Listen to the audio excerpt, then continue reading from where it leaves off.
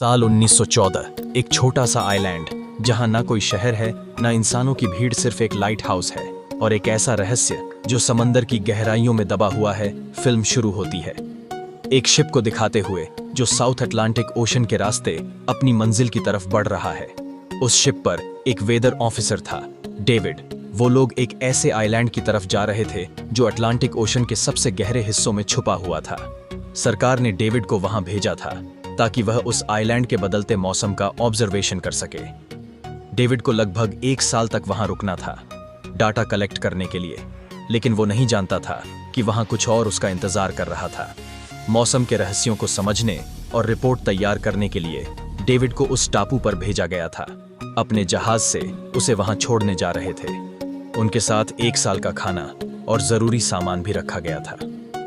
लंबी यात्रा के बाद आखिरकार वह टापू नजर आया। वो लोग छोटी नाव के जरिए वहां उतरे, सामान भी साथ ले आए। टापू पर एक अकेला लाइट हाउस था और पास ही एक छोटा घर जहां डेविड को रहना था। इससे पहले यहां एक और वेदर ऑफिसर था, लेकिन उसकी ड्यूटी पूरी हो चुकी थी। आज से डेविड उस टापू का नया वेदर ऑफिसर था, लेकिन पुराने ऑफिसर रॉबर्ट अब कैप्टन एक्सेल के शिप में घर लौटने वाला था। लेकिन उस घर में जाकर वो लोग हैरान रह गए। किसी भी इंसान का नामो निशान नहीं था। रूम के अंदर फर्नीचर बिखरे हुए थे, सब कुछ उल्टा पुल्टा था। शायद लाइट हाउस में कोई हो सकता है। कैप्टन और डेविड बिना वक्त गंवाए लाइट हाउस की तरफ बढ़ते हैं और वहां एक अजीब नजारा देखते हैं। पूरा लाइट हाउस तेज और नुकीले लकड़ों से घिरा हुआ था, जैसे किसी ने जानबूझकर उसे बंद कर दिया हो ताकि कोई भी अंदर ना जा सके। कैप्टन और डेविड ने लाइट हाउस का गेट कई बार नॉक किया, लेकिन कोई रिस्पांस नहीं मिला। आखिर में उन्होंने दरवाजे को जोर से धक्का दिया और अंदर चले गए। लाइट हाउस के ऊपरी हिस्से में उन्हें एक आदमी मिला। उसका नाम ग्रूनर था। वो लेटा हुआ था। जब उन्होंने ग्रूनर से पुराने वेदर ऑफिसर के बारे में पूछा तो उसने बड़ी लापरवाही से जवाब दिया, वो मर चुका है, कोई खतरनाक बीमारी थी उसे। कैप्टन ने जब उससे लाश के बारे में पूछा तो उसका जवाब और अजीब था, शायद किसी ने उसे मार डाला। ग्रूनर की बातें सुनकर डेविड और कैप्टन दोनों चौंक गए। उन्हें लगा शायद ग्रूनर की मानसिक हालत ठीक नहीं है, लेकिन जब तक पुराने ऑफिसर का कोई सुराग नहीं मिला और वो लोग कुछ कर भी नहीं सकते थे। कैप्टन ने डेविड से कहा, अगर तुम चाहो तो हमारे साथ वापस चल सकते हो। मगर डेविड जानता था कि अगर वह सरकार को इस आइलैंड का सटीक मौसम रिपोर्ट दे पाया तो उसे अच्छा इनाम मिल सकता है, और उसे पैसों की जरूरत भी थी। इसलिए उसने ठान लिया कि वह यहीं रहेगा। कैप्टन ने उसे एक बंदूक दी। सुरक्षा के लिए शायद यह जगह उतनी सुरक्षित नहीं थी जितनी दिखती थी। कैप्टन के जाते ही डेविड घर गया और एक दराज में उसे पुराने ऑफिसर की डायरी मिली। उस ऑफिसर ने 1913 में इस आइलैंड पर पहला कदम रखा था। डायरी में आइलैंड से जुड़ी कई बातें लिखी थीं, लेकिन सब कुछ साफ नहीं था। कुछ बातें अधूरी थीं। डेविड हर पंक्ति ध्यान से पढ़ता रहा। डायरी में कुछ अजीब से जीवों के स्केच भी बने थे। डेविड को समझ नहीं आया उसने ऐसी तस्वीरें क्यों बनाई थीं। शायद अकेलापन दूर करने के लिए ऐसा किया होगा। एक पेज पर उसकी पत्नी की तस्वीर भी चिपकी थी। डेविड पढ़ते पढ़ते थक गया और कब सो गया पता नहीं चला। अगली सुबह उसने अपना काम शुरू किया, मगर समंदर के किनारे पहुंचकर उसके कदम ठिठक गए।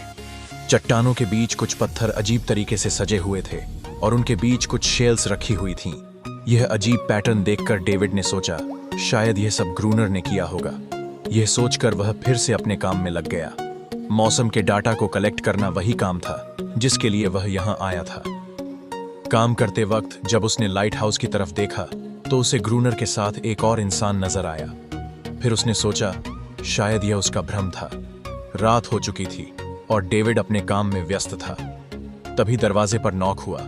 उसने सोचा, शायद यह ग्रूनर है। डेविड ने उसका नाम पुकारा, लेकिन कोई जवाब नहीं आया। हाथ में लैंप लेकर जैसे ही डेविड आगे बढ़ा, उसके कानों में कुछ अजीब सी आवाजें गूंजने लगीं।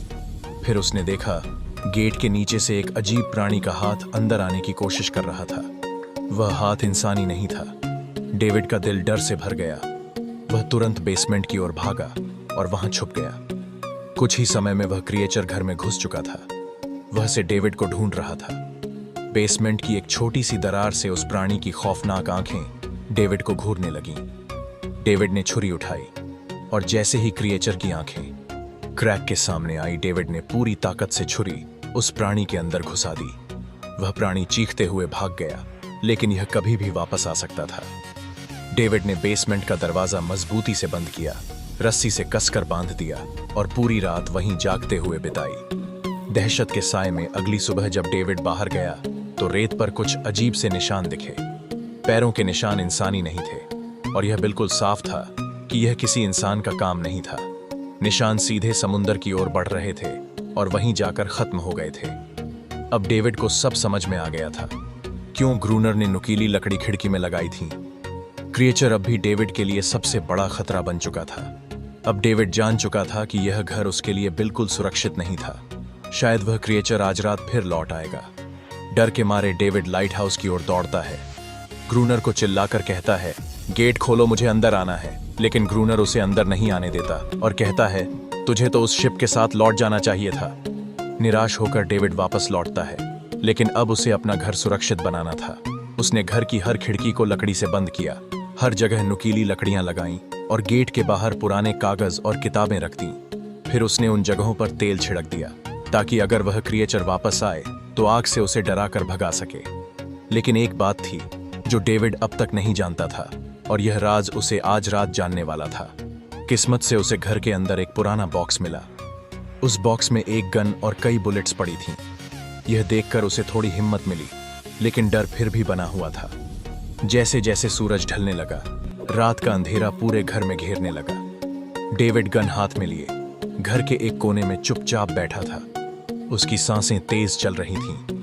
तभी अचानक एक अजीब आवाज सुनाई दी और जब डेविड ने खिड़की की तरफ कदम बढ़ाया तो ऐसा लगा जैसे उसके पैरों के नीचे से जमीन ही खिसक गई। अचानक पानी में से बहुत सारे क्रिएचर उभरते हुए नजर आए और सभी उसके घर की ओर बढ़ने लगे। कुछ ही समय में वे गेट तोड़ने की कोशिश करने लगे। डेविड ने तुरंत गन से गोलियां चला दी। कुछ प्राणी गिर गए, लेकिन बाकी और भी हिंसक हो गए। वे अब घर के अंदर घुसने की कोशिश करने लगे थे।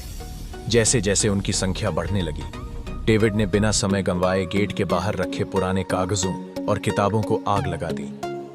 आग की लपटें देखकर वे प्राणी डर के मारे समुंदर की ओर वापस लौट गए। लेकिन अब वही आग डेविड के घर तक पहुंच चुकी थी। पूरा घर जो लकड़ी से बना था, आग तेजी से फैलने लगी। डेविड ने तुरंत चादर में लपेटकर खुद को बचाया और गेट तोड़कर बाहर निकला और लाइट हाउस के पास एक बड़े पत्थर के पीछे छिप गया। उसका दाया हाथ बुरी तरह जल चुका था। किस्मत से तभी बारिश शुरू हो गई और आग धीरे धीरे बुझने लगी। हालांकि पूरी रात बारिश होती रही, लेकिन सुबह तक डेविड अपना घर नहीं बचा सका। घर पूरी तरह जलकर राख हो चुका था। अब अगर डेविड को जिंदा रहना था तो उसे लाइट हाउस में शरण लेनी होगी। डेविड ने अपनी राइफल उठाई और लाइट हाउस के पास के पत्थरों के बीच छिपकर बैठ गया। जब ग्रूनर पानी भरने के लिए लाइट हाउस से बाहर निकल तो डेविड धीरे धीरे उसके पीछे पीछे चलने लगा। उसका इरादा था कि वह उसे गन पॉइंट पर लेकर लाइट हाउस के अंदर जाएगा। लेकिन अचानक जब ग्रूनर ने डेविड पर गन तानी, तभी एक अजीब सा प्राणी जो ग्रूनर के पास था उस पर हमला कर दिया। वह प्राणी ग्रूनर का रक्षक था। ग्रूनर ने तुरंत डेविड को रोका और कहा, यह मेरा पालतू है। डेविड ने गोली नहीं चलाई, लेकिन उसने एक शर्त रखी। अगर उसे जिंदा रहना है तो उसे लाइट हाउस में रहने दिया जाए और उसके पास 1 साल के लिए। काफी गन पाउडर और खाना भी इतना था कि दोनों कुछ समय तक जिंदा रह सकते थे। ग्रूनर कुछ देर चुप रहा, फिर धीरे से सहमति दे दी। शाम होने से पहले दोनों बचा हुआ खाना लेकर लाइट हाउस लौट आए। अगली सुबह डेविड ने देखा कि वह क्रिएचर चुपचाप उसके हाथ को चाट रहा था, जबकि डेविड गहरी नींद में था। कुछ ही देर में डेविड का हाथ काफी हद तक ठीक हो गया। यह सब उसके लिए एक बड़ा शॉक था, लेकिन जो भी हो रहा था उसे यकीन करना मुश्किल था। लाइट हाउस के टॉप पर डेविड ने देखा कि ग्रूनर उन बुलेट्स को गिन रहा था जो गन से मिली थीं, और वह क्रिएचर अपने तरीके से ग्रूनर की मदद कर रहा था। इसका मतलब यह था कि वह क्रिएचर वायलेंट नहीं था। डेविड अब ग्रूनर से इसके बारे में और जानकारी लेना चाहता था और फिर इसे दुनिया के सामने लाना चाहता था, क्योंकि यह किसी चमत्कार से कम नहीं था। समुंदर के गहरे अंधेरे से एक अजीब फीमेल क्रिएचर उनके सामने था। अगर यह सच बाहर आता तो डेविड और ग्रूनर दोनों दुनिया भर में प्रसिद्ध हो जाते। लेकिन ग्रूनर को यह सब नहीं चाहिए था। वह इस आइलैंड से कहीं नहीं जाना चाहता था। उसके पास कोई अपना नहीं था, इसलिए यह आइलैंड उसके लिए आदर्श था। यह वह जगह थी जहां वह खुद को एक किंग मानता था, जहां वह अपनी मर्जी का मालिक था।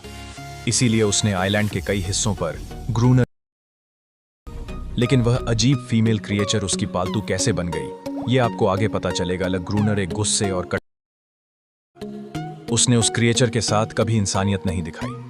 वह अक्सर उसके साथ शारीरिक संबंध बनाता और उसके ऊपर हुकूमत चलाता। एक बार उस क्रिएचर ने गुस्से में उस पर हमला किया, लेकिन बदले में ग्रूनर ने उसे भयानक सजा दी। उस सजा के बाद वह क्रिएचर खुद को उसकी गुलाम मानने लगी। शायद इसी वजह से हर रात समंदर से बाकी क्रिएचर्स उसे लेने आते हैं। वो उसे उसके असली घर वापस ले जाना चाहते हैं। असल में एक बार ग्रूनर ने उसकी जान बचाई थी। वह गलती से अपने फिशिंग नेट में फंस गई थी। तब वह क्रिएचर बहुत छोटी थी और उस दिन के बाद से वह ग्रूनर के साथ रहने लगी। उसने ग्रूनर की हर बात माननी शुरू कर दी, लेकिन दिन में वे कुछ नहीं कर सकते। दिन का उजाला उन्हें रोकता है। डेविड अब और यहाँ नहीं रहना चाहता। वह डर और घुटन से परेशान हो चुका है। उसने तय किया कि वह किसी गुजरते जहाज को सिग्नल देगा और इस आइलैंड को हमेशा के लिए छोड़ देगा। यह काम इतना आसान नहीं था। ग्रूनर का कहना था कोई भी शिप इस आइलैंड तक नहीं आती, लेकिन डेविड उसकी बात पर विश्वास नहीं करता। उसे यहाँ रहना अब बिल्कुल भी अच्छा नहीं लग रहा। उसे यहाँ घुटन सी महसूस हो रही है। वह जल्दी से जल्दी यह जगह छोड़ना चाहता है। शाम होने लगी है। ग्रूनर उसे कहता है गन लेकर रेडी हो जा, क्योंकि वह क्रचर्स कभी भी हमला कर सकते हैं। वो लाइट हाउस की लाइट ऑन करने के लिए तैयार हो जाते हैं और कुछ ही देर में समंदर से एक बड़ी तादाद में क्रिएचर्स निकलकर बाहर आते हैं। वो लाइट हाउस की तरफ बढ़ते जा रहे थे। क्रिएचर्स तेजी से पास आते जा रहे थे। ग्रूनर उन पर बिना रुके गोलियां चला रहा था। डेविड घबराहट में पीछे हट गया। उसने खुद को लाइट हाउस के अंदर के एक कोने में छुपा लिया। ग्रूनर की आवाजें गूंज रही थीं, लेकिन डेविड के कानों तक कुछ नहीं पहुंचा। डर ने उसे जकड़ लिया था। कुछ ही देर में वो बेहोश हो गया। पूरी रात ग्रूनर अकेला ही उन क्रिएचर्स से जूझता रहा। सुबह जब सूरज निकला तो ग्रूनर ने गुस्से में डेविड को झकझोर कर उठाया और चीखा, अगर तुझे जिंदा रहना है तो मेरी हर बात माननी पड़ेगी। रोज पानी लाना, लाइट हाउस की सफाई, हर छोटा बड़ा काम करना और रात को गार्ड ड्यूटी देना, चाहो या ना चाहो। अब डेविड के पास कोई चॉइस नहीं बचा था। जिंदा रहने के लिए उसे लाइट हाउस में ही रहना था। वो अब ग्रूनर के हर हुक्म को मानने लगा। मगर एक बात उसे हमेशा चुभती थी, हर दिन उस फीमेल क्रिएचर को अलग अलग तरीकों से पीड़ित होते देखना। ग्रूनर उसे तरह तरह से तकलीफ देता रहता। डेविड को यह सब बेहद गलत लगता, लेकिन वह जानता था कि इतने सालों से अकेले रहने वाला इंसान मानसिक तौर पर कमजोर हो सकता है। शायद ग्रूनर का दिमाग अब सही नहीं रहा, लेकिन मजबूरी में डेविड को चुप रहना पड़ता। रात का अंधेरा फिर से घिरने लगा। दोनों ने अपनी अपनी गन तैयार कर ली। एक बार फिर वे लाइट हाउस की ऊंचाई से समुद्र की तरफ निगाहें गड़ाए बैठे थे, क्योंकि उन्हें पता था वे प्राणी आज रात भी आएंगे। और जैसे ही अंधेरा गहराया, वो क्रिएचर्स फिर से समुद्र से बाहर आने लगे। मगर आज डेविड के भीतर कोई डर नहीं था। उसने बंदूक तानी और गोलियां चलानी शुरू कर दी, लेकिन इस बार ग्रूनर चुप रहा। उसने लाइट हाउस का दरवाजा अंदर से बंद कर लिया और डेविड को अकेला छोड़ दिया। वो खामोशी से अंदर बैठा रहा, मानो चाहता हो कि डेविड खुद अपनी लड़ाई लड़े। डेविड चीखता रहा, मदद के लिए पुकारता रहा, मगर ग्रूनर ने उसकी आवाज अनसुनी कर दी। पूरी रात वो लड़ता रहा और आखिरकार सुबह की रोशनी ने उसे बचा। सुबह ग्रूनर ने देखा डेविड लाइट हाउस के गेट के बाहर खून में लथपथ बैठा। अब डेविड जान चुका था इन क्रिएचर्स से कैसे लड़ना है। उसके अंदर का डर जैसे कहीं खो गया था। दिन रात इसी जद्दोजहद में बीतने लगे। रातों को राक्षसों से जंग और दिन में लाइट हाउस की जिम्मेदारियां। ये आइलैंड अब उसे एक कैद खाने जैसा लगने लगा था। हर दिन वो सोचता कब ये जंजीरें टूटेंगी, कब वो आजाद होगा। लेकिन इसी अकेलेपन में उसका उस फीमेल क्रिएचर से एक अनकहा रिश्ता बनने लगा। अब उसे उसकी हालत पर दया आने लगी।